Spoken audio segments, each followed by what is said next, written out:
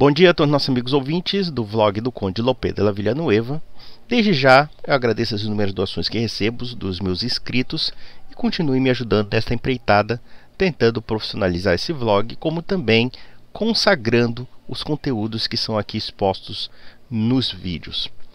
Muitas pessoas me pediram uma resposta a respeito dos comentários do pastor Iago Martins, mais conhecido como Dois Dedos de Teologia, referentes a um vídeo em que ele fala sobre aquela velha controvérsia já batida, surrada, e que os protestantes enrolam, mas não respondem absolutamente nada, que é, no caso, o significado de pedra em Mateus 16:19. Eis que tu és Pedro, e sob esta pedra edificarei minha igreja, e as portas do inferno jamais prevalecerão sobre ela. Eu te darei as chaves do céu, e tudo que desligares da terra, desligarás dos céus, e tudo que ligares da terra, ligarás aos céus. E aqui o Iago Martins, ele toca neste assunto. E o que mais me impressionou é que eu não vou comentar, evidentemente, 22 minutos de vídeo, mas apenas um trecho em que ele praticamente consagrou com uma opinião particular dele. Que, por incrível que pareça, existem alguns pontos que se aproximam do catolicismo, uma vez que ele reconhece que, de fato, a pedra citada por Cristo é Pedro, e, no entanto, ele faz uma pirueta verbal para não reconhecer a sucessão apostólica. É uma coisa um tanto que incoerente, digamos assim, ou então é uma meia-verdade. Por quê? Primeiro, se nós entendermos a questão da sucessão apostólica, a sucessão apostólica não é uma opinião teológica.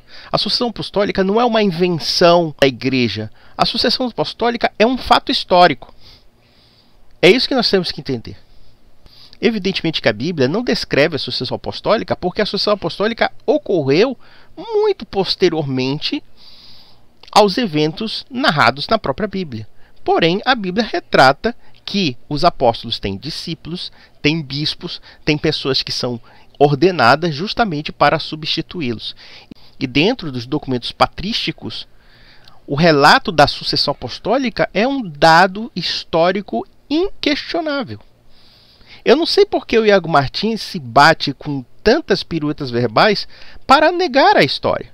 Mas vamos ouvir aqui o que ele fala. Vou pegar aqui uma parte aqui. Bom, quero apresentar uma quarta possibilidade. Essa quarta interpretação também é extremamente antiga. Essa interpretação tem sido seguida por vários teólogos de ponta, como J. Carson e vários outros nomes, que entendem que, de fato, a pedra se trata de Pedro, mas Pedro, em seu caráter de apostolado, de fundamento da igreja e de confessante da pessoa do próprio Jesus. Aqui não seria Pedro exclusivamente como indivíduo, mas seria Pedro em sua função apostólica, confessando Cristo como Senhor. A ideia de Pedro aparecer aqui como um representante de algo diferente dele próprio está descrito no fato dele receber as chaves do reino para ligar e desligar aquilo que está ligado ou desligado nos céus. Veja uma coisa interessante. Ele está atribuindo que a função de Pedro é dissociável da pessoa de Pedro. Ainda que ele admita, e eu acho que isso é inédito, inclusive entre os protestantes, que, na verdade, Jesus Cristo se refere a Pedro. Ou seja, tu és Pedro e sobre essa pedra edificarei minha igreja. Só que existe um porém. A pessoa de Pedro se identifica com esse apostolado. Não existe essa dissociação do apostolado com a pessoa. Isso me parece uma espécie de forçação de barra para não querer fazer a concessão que de fato a igreja prega. Porque vejam, o nome de Pedro é Simão Bar Jonas, Simão, filho de Jonas. Segundo ponto, Jesus Cristo muda o nome de Simão para Pedro. E quando nós entendemos a questão bíblica de você mudar o nome, você está atribuindo uma missão, uma função. É como Jacó, que teve o nome mudado para Israel. E assim sucessivamente. Abrão, que depois se tornou Abraão. E muitos outros exemplos bíblicos. Na verdade, existe sim um papel que não está apenas numa funcionalidade impessoal, mas sim na própria pessoa de Pedro. E não somente de Pedro, Pedro e os demais apóstolos, porque existem inúmeras declarações de Jesus Cristo dando autoridade na pessoa dos apóstolos. Quem vos ouve, a mim ouve. E ele fala para os discípulos. Existe uma generalidade, mas ele está se referindo aos 12 apóstolos. Ou então, aqueles a quem perdoardes serão perdoados, aqueles a quem reterem serão retidos. Ele está falando de quem? Ele está falando aos apóstolos que posteriormente seriam os chefes da igreja. E por que Pedro tem uma distinção? A distinção das chaves. O que é as chaves? As chaves no mundo antigo e até mesmo na atualidade quer dizer simplesmente a autoridade, a propriedade, enfim. Quer dizer, quando numa cidade, seja numa cidade antiga e até numa cidade medieval, quando você dava as chaves ao prefeito, ao alcaide, né, ou então a qualquer tipo de cargo que poderia ser remontado ao governo da cidade, quem detinha as chaves é quem tinha controle da cidade, quem tinha autoridade sobre a cidade. Então, basicamente, o poder das chaves implica o quê? Uma dignidade especial na pessoa de Pedro. E a pessoa de Pedro se confunde com seu próprio ofício. Vamos analisar as outras argumentações dele. Jesus diz que Pedro recebe esse poder de ligar e desligar, mas em Mateus 18:18, 2 capítulos à frente, quem liga e quem desliga não é Pedro, é a igreja. Ligar e desligar estaria atrelado ao poder da igreja de reconhecer pessoas como salvas ou não, baseado em seu arrependimento e em sua fé. Ou seja, Pedro representaria aqui o corpus eclesiástico, ele representaria a fundação da própria igreja, e a igreja é que seria a sucessora de Pedro. Veja uma coisa muito interessante, ele cria um conceito abstrato de igreja, porque a igreja é representada por pessoas reais. E vejam que as chaves, por assim dizer, implicam uma distinção de autoridade. Você tem, Jesus Cristo fala, o poder de ligar e desligar aos apóstolos, porque quando se fala de igreja, se fala de uma igreja viva, de uma igreja de pessoas, uma comunhão espiritual de pessoas. Então você não pode criar uma igreja propriamente abstrata. Quando nós falamos de igreja visível e invisível, nós estamos falando de quê? A igreja das pessoas da terra e a igreja do céu. A igreja que nós não vemos, mas que está no céu. Que são as pessoas que estão bem-aventuradas no plano da salvação. Mas essa igreja tem uma representação visível. E ela tem uma representação visível em pessoas. Ou seja, Deus dá o carisma a essas pessoas, dá a autoridade a essas pessoas.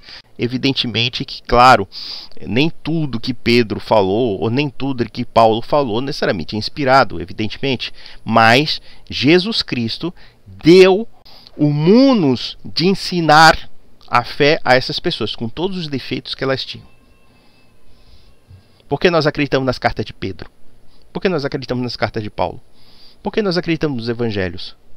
Porque nós acreditamos nos relatos em que essas pessoas nos inspiram confiança e que Jesus Cristo deu tão somente a elas, no caso, a confiança que nós devemos depositar. Jesus Cristo não deu essa autoridade a toda a igreja. Porque se fosse toda a igreja, qualquer pessoa falaria em nome da igreja. Então por que nós não temos, por exemplo, certos indivíduos que podem nos parecer desconhecidos dentro da igreja e que de repente poderiam se dizer inspirados por Deus e de repente escrever partes da Sagrada Escritura? Não, não é bem assim. Na verdade, toda a autoridade da igreja está direcionada aos apóstolos. Toda ela. Jesus Cristo não dá autoridade a uma igreja genérica. Ela dá autoridade a pessoas. A pessoas sobre esta igreja. Vamos lá. E não algum indivíduo específico. Essa linguagem não é certa, tá? Falar de sucessão, porque Mateus 18 é a igreja exercendo esse poder de chaves do reino de ligar e desligar. Mas veja, olha aqui, ele está falando a igreja, quer dizer, ele está falando os demais apóstolos, no caso do poder de ligar e desligar. Mas ao mesmo tempo aqui ele nega a sucessão apostólica. O que me parece é que o Iago Martins ele não entende o que é uma sucessão apostólica, porque essa igreja tem continuidade na história. Essa igreja não parou nos apóstolos. Essa igreja não é uma entidade abstrata, ela tem uma continuidade histórica. Ela tem uma continuidade sucessiva de gerações e gerações e gerações que transmitem a mesma fé, que transmitem os mesmos sacramentos, que transmitem a mesma autoridade. Mas vamos lá. Pedro aqui seria um representante da própria igreja em sua fundação como parte e como representante do corpo apostólico. Pedro fala de Jesus como sumo pastor, como Messias. Ele não fala de si mesmo como representante de Jesus na terra. Ele não alega ser um papa, ele coloca Jesus como a própria pedra. Jesus estaria se referindo aqui a Pedro em sua capacidade confessional. Pedro, totalmente confiante no Filho de Deus, é quem vai se tornar a rocha da igreja primitiva. Evidentemente que nós acreditamos nos apóstolos porque Jesus Cristo deu autoridade aos apóstolos. Aqui nós vemos um círculo vicioso sem fim. Ele tenta, a todo custo, querer esvaziar o sentido da argumentação católica sobre a autoridade eclesiástica. Não? Ou seja, ele está criando uma espécie de dissociação cognitiva entre Pedro e a autoridade que é dada a ele. Só que essa dissociação ela não existe na prática, porque foi dado a Pedro a falar em nome da igreja. Então vejam que quando Pedro fala em nome da igreja pelos merecimentos de Jesus Cristo ou os apóstolos, eles estão reconhecendo apenas a fonte que dá autoridade a eles, mas isso não relativiza o papel deles dentro da igreja. Tanto é verdade que Pedro, Paulo, os demais apóstolos, eles são consultados, eles são admirados, eles são estimados, etc. Você pode ter uma situação ou outra em que Paulo, por exemplo, repreende Pedro, mas isso não chega a ser um problema, porque nós, por exemplo, católicos, podemos repreender as nossas autoridades espirituais, eclesiásticas, quando elas não cumprem o devido papel que lhes cabe como missão. Mas isso não significa que essas pessoas não tenham uma missão quando elas são ordenadas. Uma pessoa que é bispo, de certa forma, está representando uma funcionalidade e foi dada por uma questão sacramental o mundo de ensinar e de ser o guardião da fé e de, inclusive, dirimir as dúvidas referentes à fé. O mesmo caso se aconteceu com os apóstolos. Então, querer dizer que Pedro tem autoridade, mas também não tem autoridade. Que, na verdade, a autoridade de Pedro é a autoridade da igreja. Sim, mas isso não muda o fato de que foi dado a Pedro. Jesus Cristo chega em Pedro e diz: Pedro, apacenta as minhas ovelhas. O que significa isso? Significa um poder distintivo entre os demais apóstolos. Isso é muito evidente, muito óbvio para os autores da patrística. É óbvio, inclusive, para os cristãos ortodoxos. Porque um dos pouquíssimos problemas que os cristãos ortodoxos têm com relação a Pedro, ou pelo menos com a sucessão apostólica de Roma, é o fato de que eles não admitem uma chefia universal. Eles até caem nesse aspecto de que todos os apóstolos tinham, digamos assim, um papel igualitário, digamos assim, e que, na verdade, a primazia de Pedro não seria temporal para dirimir questões de fé, mas moral. Evidentemente que a gente sabe que esses argumentos são problemáticos, justamente porque realmente é evidente que existe um aspecto distintivo de Pedro em relação aos demais apóstolos. Mas vamos lá. Jesus estaria usando a metáfora e criando um trocadilho, pedra, né, Petra e Petros, Pedro, e com toda a metáfora, essa metáfora tem um poder e um significado. Veja, Paulo diz que os apóstolos e os profetas, que representam aqui a revelação do Antigo Testamento e a revelação do Novo Testamento, são o fundamento da igreja. A igreja é fundamentada nesses homens. Sim, a igreja é fundada em homens. Jesus, um homem, e em homens que trouxeram o ensino da verdade de Jesus. Os profetas, que trouxeram a revelação do Antigo Testamento, e os apóstolos, que trouxeram a revelação do Novo Testamento, fundam toda a crença e a doutrina da igreja. Pedro, como representante dessa força apostólica, como ele sempre foi representante dos apóstolos, cumpre justamente essa função.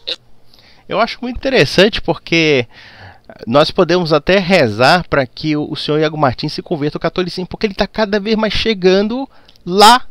Ele está usando todos os argumentos católicos, mas quando chega no finalzinho, né, quando chega já na beira da praia, ele se afoga. Mas vamos lá. Sobre o Pedro revelante da pessoa de Jesus que a igreja é fundada, não no indivíduo Pedro. Não, pera lá, você disse que a igreja é representada pelos apóstolos, que são indivíduos. E aí você simplesmente reduz Pedro apenas a um papel de declarar que Jesus Cristo é o Filho do Deus vivo? Não, essa autoridade ela se perpetua, ela se prevalece. Pedro lá não está perdido na igreja, mas enfim, vamos lá. Pedro cumpre bem essa função. Pedro é quem primeiro prega aos judeus o Pentecostes, em Atos 2. Ele é quem primeiro prega aos gentios, em Atos 10. Pedro é quem prega os primeiros sermões de Atos, como representante dos 12. Foi o Stanley Hauer que escreveu que o reconhecimento que Simão faz de Jesus lhe dá um novo nome: Pedro a Rocha. Ele se tornou o primeiro entre os discípulos, não porque ele foi o primeiro chamado, nem porque ele é o mais impressionante, mas porque ele identificou Jesus como o Messias. Veja uma coisa interessante. Na verdade, se nós observarmos bem, nós temos a citação de João capítulo 1, versículo 40 e 42, em que Jesus Cristo, muito antes daquela declaração em que tu és pedra e sobre essa pedra edificarei minha igreja, ele já muda o nome de Simão para Pedro. Vamos ler o versículo. Era André, irmão de Simão Pedro, um dos que ouviram aquilo de João e o haviam seguido. Este achou primeiro a seu irmão Simão e disse-lhe: achamos o Messias, que traduzido é o Cristo. E levou Jesus. E olhando Jesus para ele, disse: tu és Simão, filho de Jonas. Tu serás chamado Quefar, que quer dizer Pedro. Então vejam que, na verdade, nós já temos aqui uma dimensão da mudança de um nome, como também de uma função, né? Que é a função de chefia da igreja. E essa função não é necessariamente algo que nós podemos dizer assim, não, é uma coisa simplesmente ocasional. Não, está na pessoa de Pedro. Jesus Cristo passou esse munus de governar a igreja, de chefiar a igreja. E é interessante, o Iago Martins ele faz uma pirueta verbal, porque ele já chegou realmente a aceitar aquilo que, em parte, a Igreja Católica diz. Vamos ver até onde ele chega.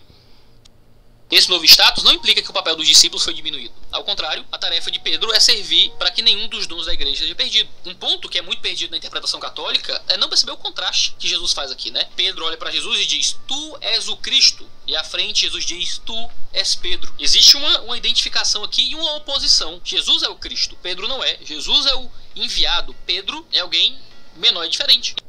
Veja, mas é aí que está.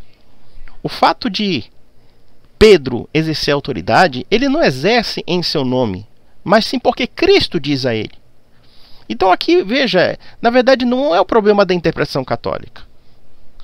Não é o problema da nossa interpretação. O problema é da interpretação do Iago Martins. É porque ele chegou a uma conclusão próxima do catolicismo, mas ele quer fugir disso. Ele quer dar uma nova interpretação. O problema é a conclusão que ele chega, que deve ser muito engraçada. Então, Jesus cria esse contraste entre ele, Pedro, e essa pedra sobre a qual a igreja seria edificada. Em grego você tem Petros e Petra. O grego possui pelo menos 5 diferentes palavras para se referir a uma pedra. Você tem litos, que é usado para uma pedra pequena, mas que às vezes pode ser usado para pedras grandes. Petrodes, que é normalmente usado no sentido de rochedo. Cefas, que descreve apenas as pedras pequenas. Litnos, que é usado para descrever...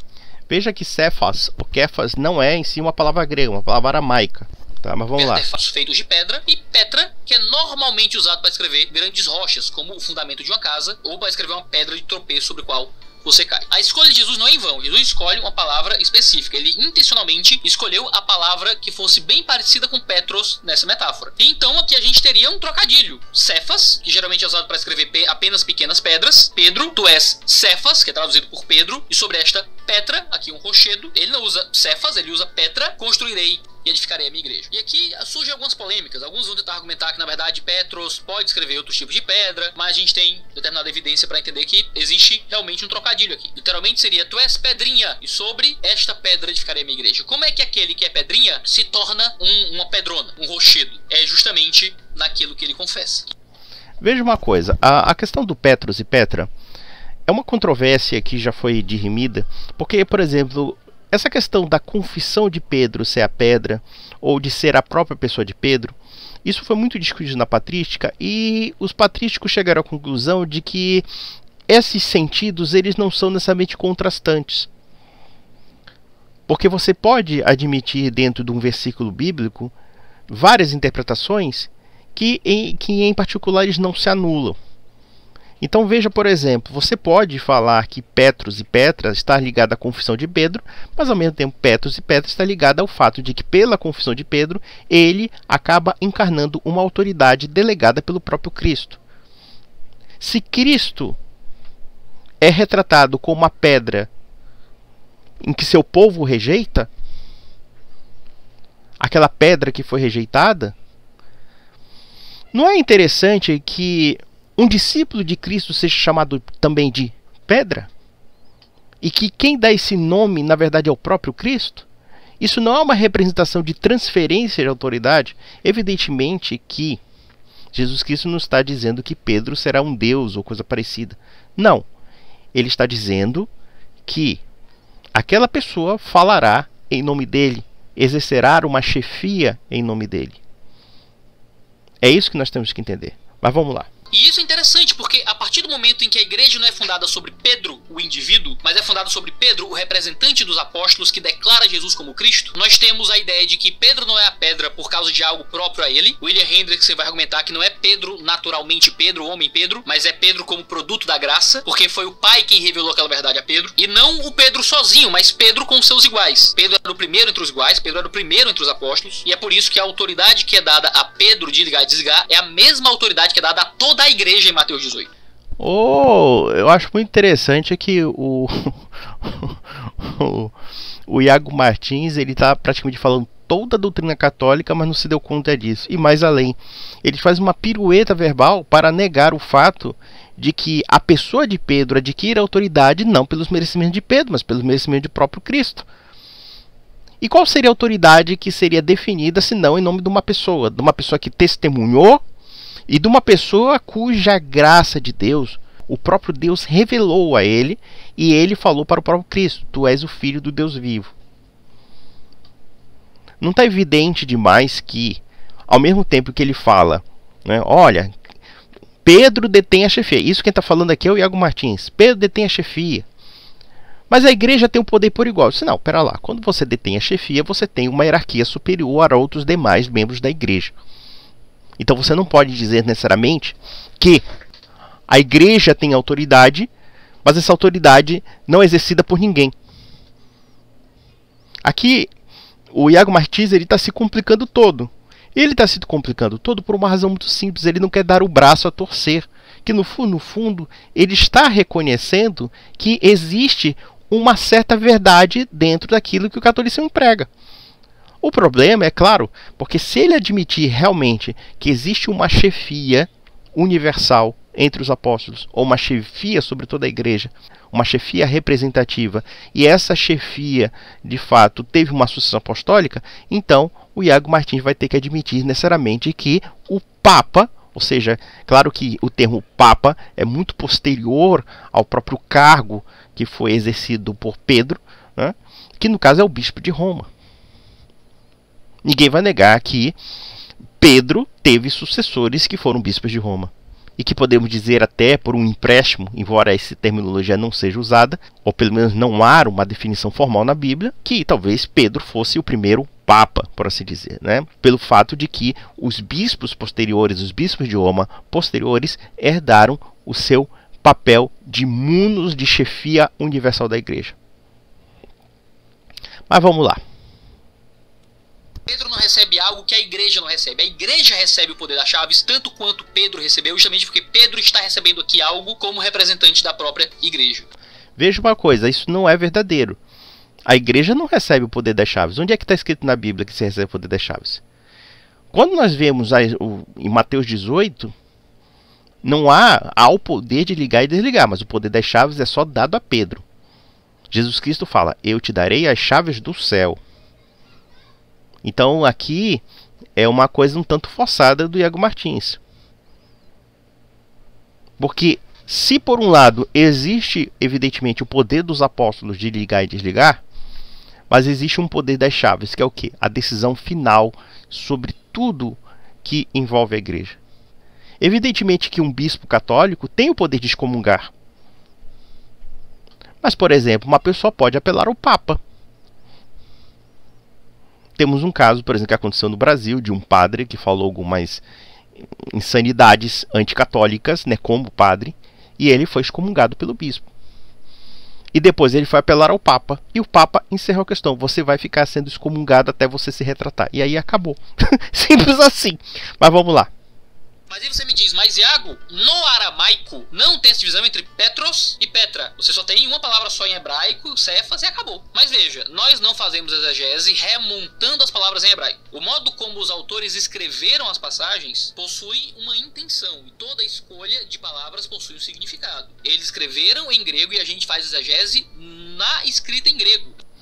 Aí que está o problema. Nós temos que entender que o texto em grego é uma tradução. E como tal, muitas vezes, existem empréstimos linguísticos do grego que o aramaico, por exemplo, não acompanha. Recentemente, eu posso até falar para vocês um caso de uma menina chata, me enchendo o saco, em que ela viu 2 vídeos em que eu falava sobre os irmãos de Jesus. Na escritura em grego, você tem uma palavra chamada adelphoi, né, ou adelphos, que seria, no caso, irmão, no sentido grego da palavra.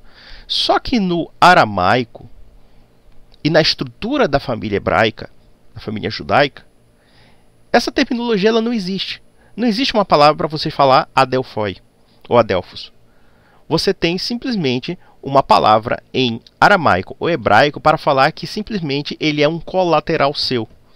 E foi a partir desse entendimento, e não somente do entendimento, existe uma tradição oral em torno disso, que nós sabemos que Jesus Cristo não teve irmãos, e que os alardeados irmãos de Jesus, na verdade, são primos, são pessoas do ramo colateral de uma outra genealogia, que pode ser remontada à Virgem Maria, ou mesmo a São José.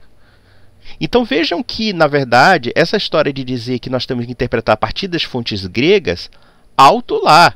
Nós temos sim uma língua grega que com certeza empresta certos aspectos sintáticos ou aspectos de imagens que são próprios da cultura clássica grega, uma vez que é o grego koiné, e no entanto, nós temos que falar que esse grego é dentro do imaginário judaico.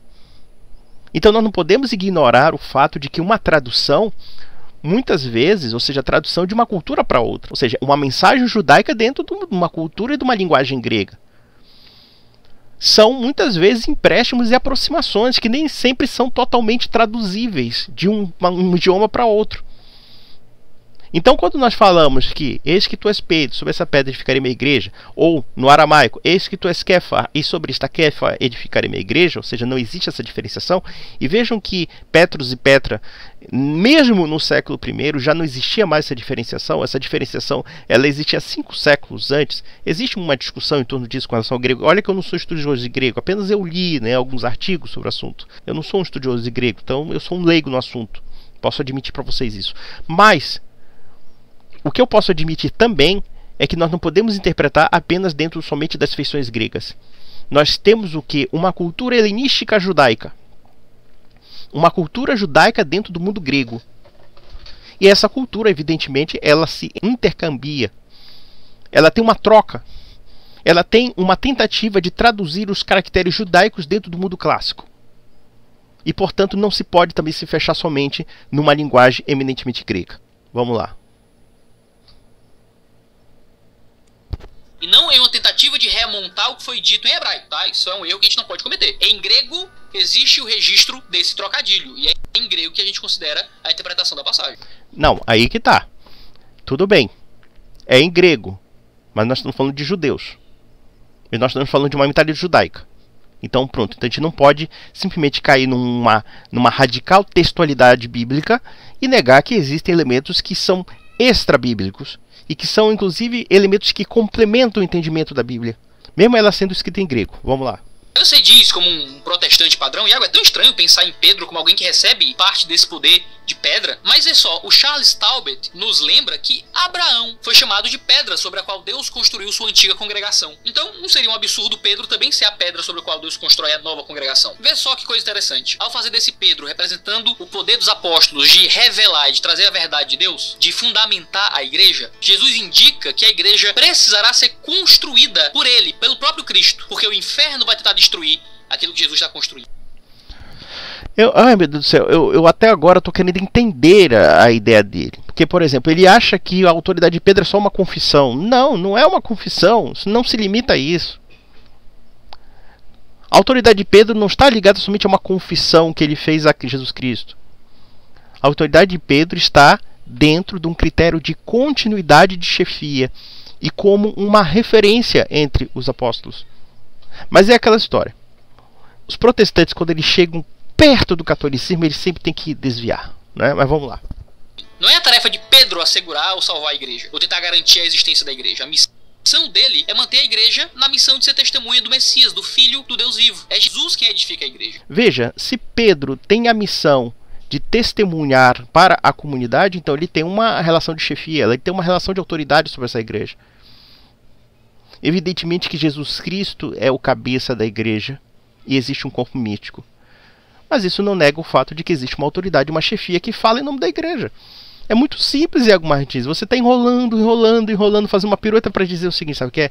É porque você tem muito receio de que o catolicismo esteja certo. E no fundo você acabou chegando a uma conclusão que para os padrões protestantes seria temerária. Vamos lá.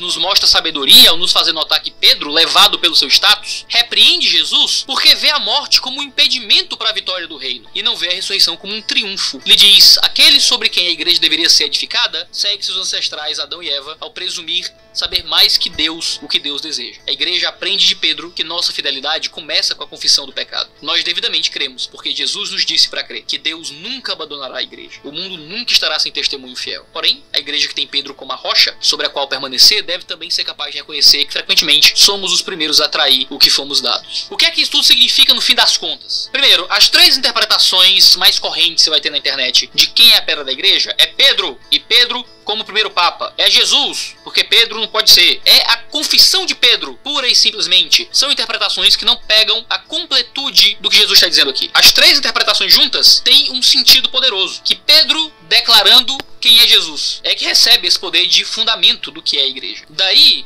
surge continuidade apostólica, sucessão apostólica. Isso aí não está escrito em lugar nenhum do texto. Mas é aí que tá. Evidentemente que não está escrito porque são eventos posteriores. Mas os primeiros cristãos acreditavam que havia uma sucessão apostólica. Os primeiros cristãos acreditavam também que aquelas pessoas que eram ordenadas pelos próprios apóstolos a serem suas substitutas, de fato, eram pessoas também que sucediam a sua autoridade, como também os seus carismas. E isso, evidentemente, não vai ser encontrado na Bíblia, porque foram eventos posteriores à Bíblia. Simples assim.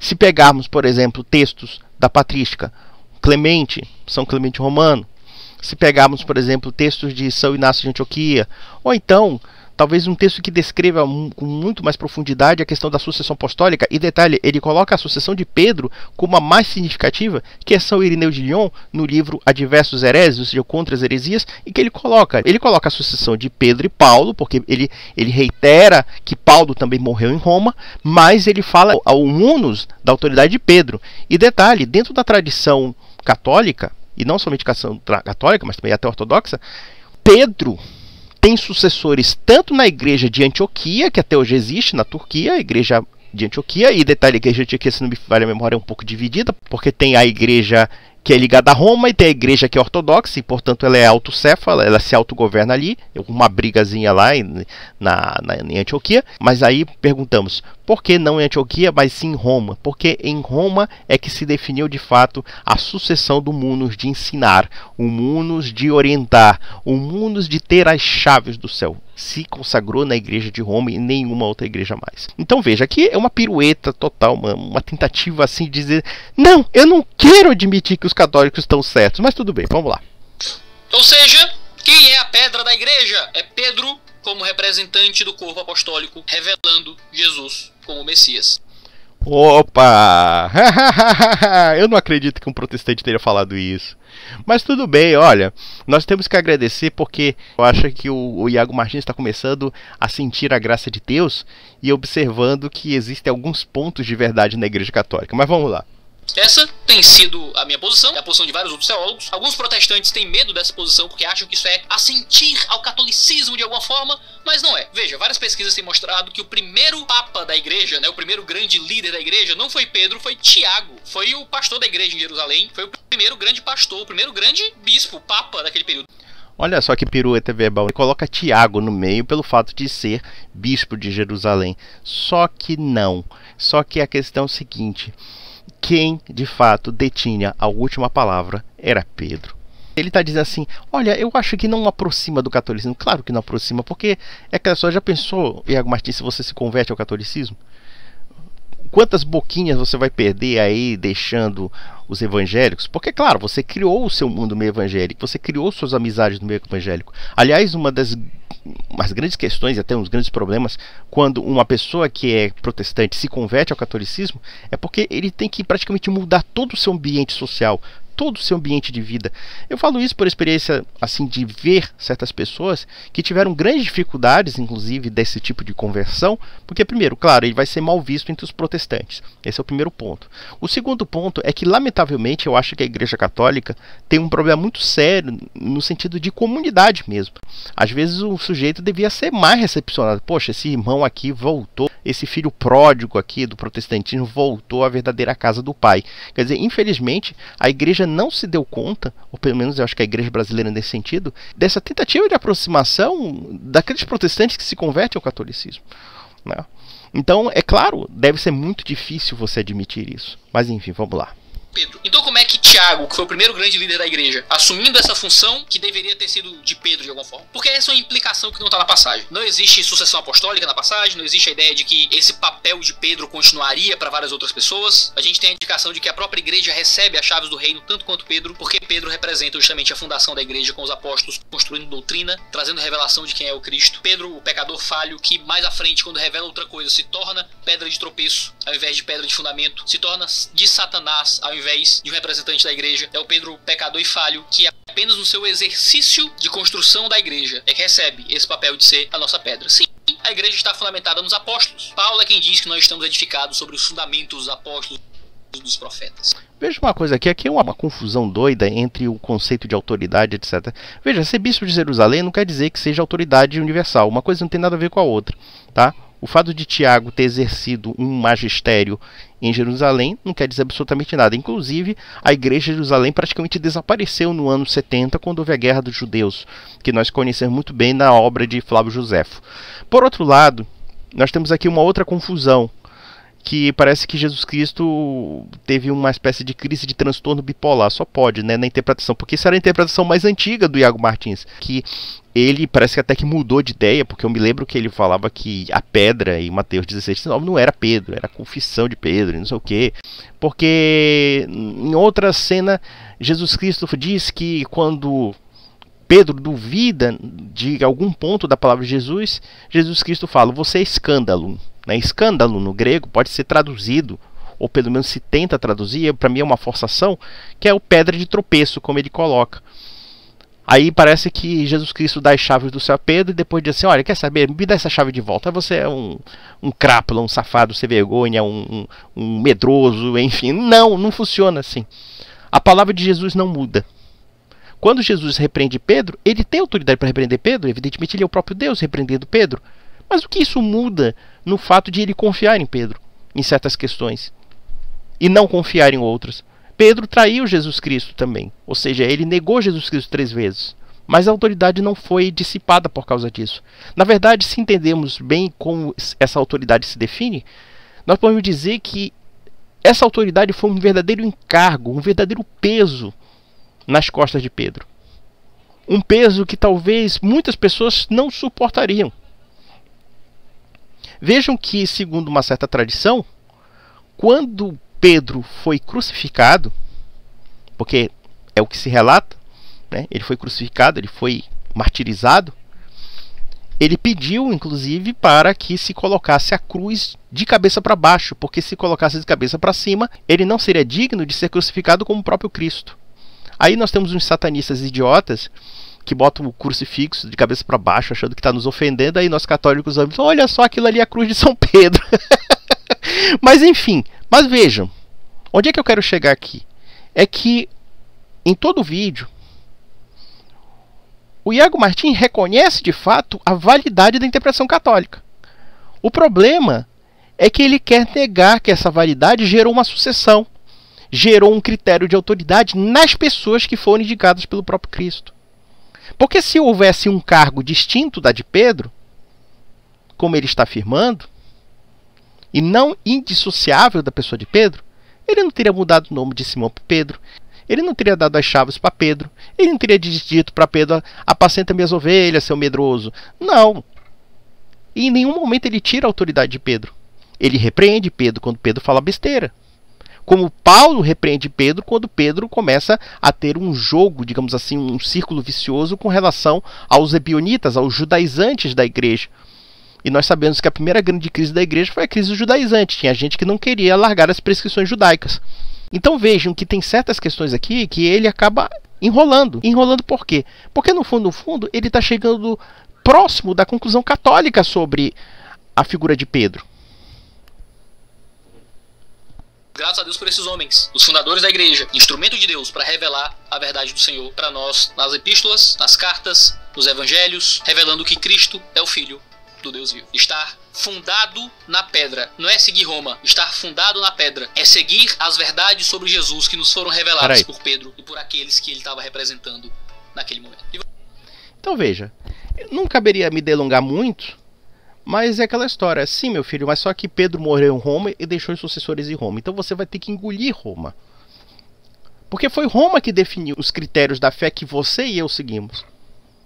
E veja, não é Roma pagã imperial, isso é besteira, isso é coisa de protestante bunda mole que fica inventando essas baboseiras. Porque é assim, é interessante. Existe uma certa literatura que diz que nós católicos somos os pagãos por excelência. Agora existe uma outra literatura que diz o contrário, que nós destruímos a cultura pagã. Recentemente eu estava vendo aí um mequetrefe desse historiador, ou pseudo-historiador, citando uma obra em que a cultura cristã destruiu a cultura clássica, destruiu os deuses pagãos e não sei o que, não sei o que. Aí a gente fica assim numa situação de sinuca de bico. Decida. Ou nós somos pagãos ou nós somos antipagãos. É simples assim. Mas em suma, meus amigos, eu acho que deu para comentar pelo menos os trechos principais da temática que o Iago Martins diz. E no final das contas vamos rezar pela conversão dele, porque eu acho que ele já está se aproximando do catolicismo. Então, meus amigos, um grande abraço.